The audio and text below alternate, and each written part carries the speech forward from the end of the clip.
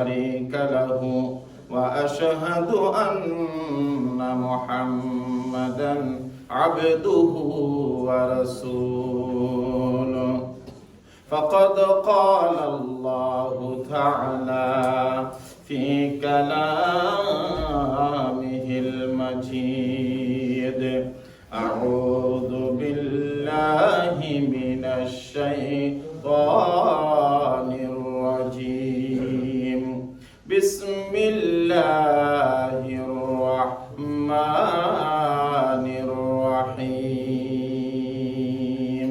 إن الله وملائكته يصلون على النبي يا أيها الذين آمنوا صلوا عليه وسلموا تسليما اللهم صل على محمد وعلى آل محمد كما صليت على إبراهيم وعلى آل إبراهيم إنك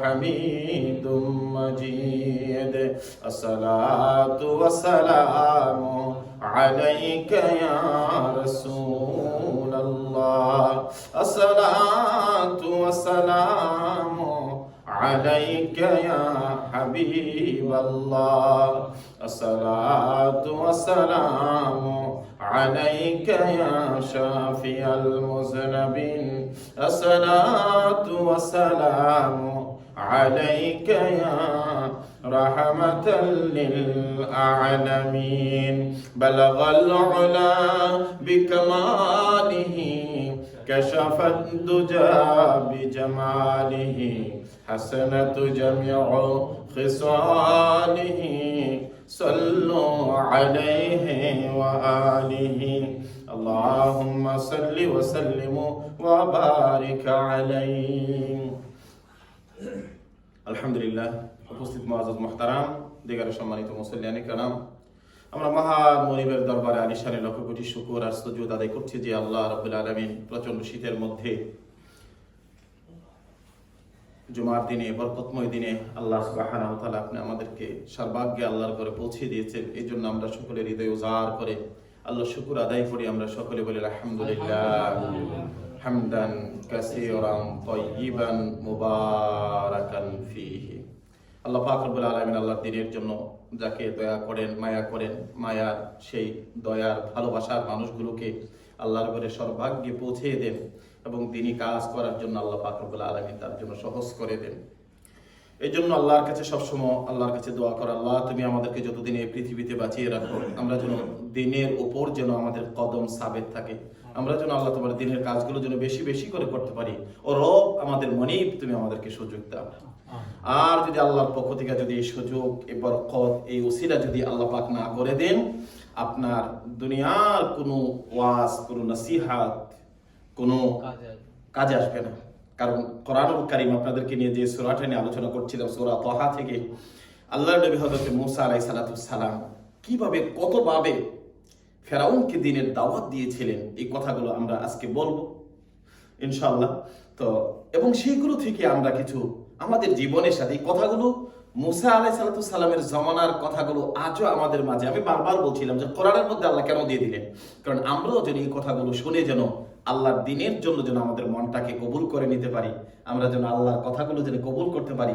কারণ আমরা তো মানুষ, মানুষের মধ্যে আমাদের ভুল থাকবে, ত্রুটি থাকবে, চলার পথে বলার পথে আমাদের অনেক কিছু থাকবে। এই ভুলগুলো যেন সংশোধন করে আল্লাহর ভয় নিয়ে যেন আমরা আল্লাহকে কবুল করে নিতে পারি।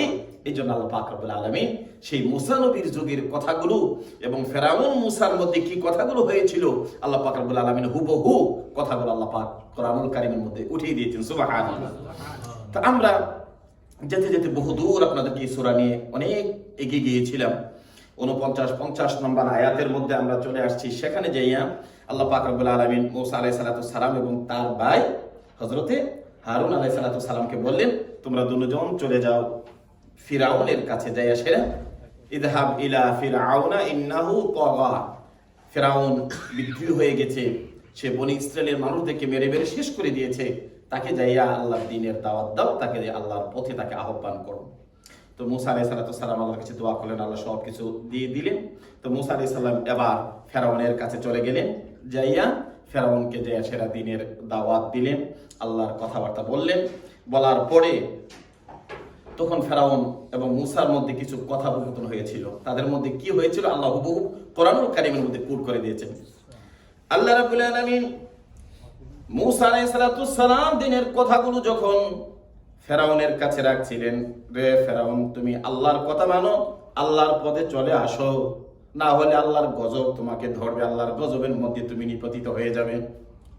এবার ফেরাউন বলল, ক্বালা ফামান রাব্বুকুমা ইয়া মূসা, ও মূসা, তুমি যেই খোদা, যে রবের দাওয়াত আমাকে দাও, যে আল্লাহর দাওয়াত তুমি দাও, ফামান রাব্বুকুমা ইয়া মূসা, তোমার রবকে, ওই তোমার রবের পরিচয়টা কি আমাকে জানাও।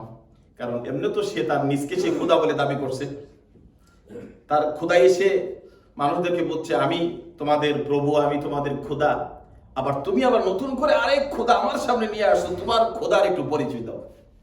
বলল, ক্বালা ফামান রাব্বুকুমা ইয়া মূসা, ও মূসা, তোমার খোদা, তোমার আল্লাহ যিনি তার রব, সেই রবকে আমাকে একটু তুমি পরিচয় শোনাও।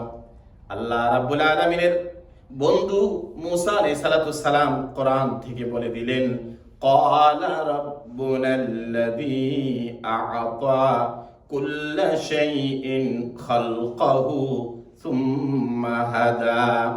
রে ফেরাউন, আমার আল্লাহ তিনি রাব্বুনাল্লাযী আ'তা কুল্লা শাইইন, যিনি প্রত্যেকটা মানুষকে সৃষ্টি করেছেন, আর সৃষ্টি করার পরে ওই মানুষটাকে আল্লাহ রাব্বুল আলামিন যোগ্য আকৃতি আমার আল্লাহ রাব্বুল আলামিন দান করেছে। সুবহানাল্লাহ, কি সুন্দর উত্তরটা দিলেন।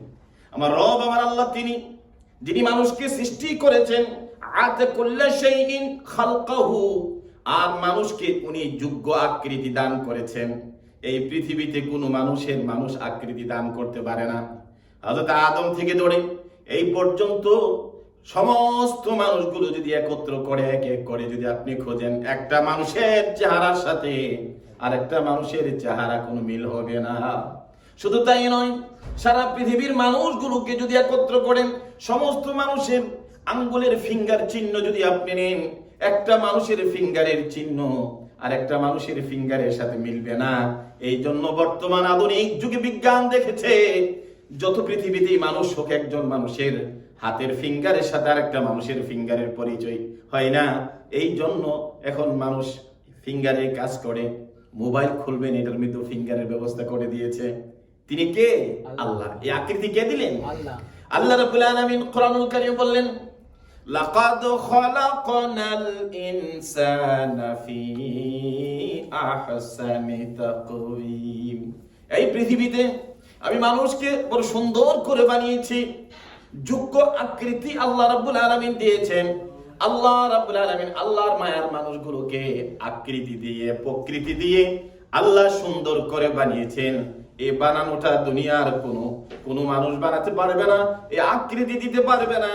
আল্লাহ রাব্বুল আলামিন কোরআনুল কারীমে ওই ফেরাউনের সামনে মুসা আলাইহিস সালাম বললেন, তিনি আমার আল্লাহ, যিনি মানুষ সৃষ্টি করেন আর সুন্দর আকৃতি দান করেন। আর আল্লাহ বলেন, লাকাদ খালাকনাল ইনসানা ফি আহসানি তাকওয়িম, আমি মানুষকে অতি উত্তম করে সুন্দর আকৃতি দিয়ে আল্লাহ রাব্বুল আলামিন বানিয়েছে। সুবহানাল্লাহ। এই জন্য এই আয়াত প্রমাণ করেছে, এই আয়াত ডারউইনের মতবাদকে ভেঙে চুরমার করে দিয়েছে। এই পৃথিবীতে আদম নবী থেকে ধরে কিয়ামত পর্যন্ত যত মানুষ পৃথিবীতে আসবে, কোনো মানুষ থেকে মানুষ হয় নাই, কোনো পশু থেকে মানুষ হয় নাই। আল্লাহ রাব্বুল আলামিন সরাসরি আল্লাহর কুদরতি, আল্লাহর নিজ কুদরতি দ্বারা আল্লাহ রাব্বুল আলামিন এই জমিনে আমাদেরকে সৃষ্টি করিয়াছেন। আমাদের যোগ্য আকৃতি তিনি দিয়েছেন, যিনি আমার রব, যিনি আমার আল্লাহ। ফেরাউন বলল, ঠিক আছে, তোমার আল্লাহ যদি আকৃতি প্রকৃতি দিয়ে থাকে তাহলে আবার বলো, কারণ সব মানুষের সামনে, হাজার হাজার মানুষের সামনে ফেরাউন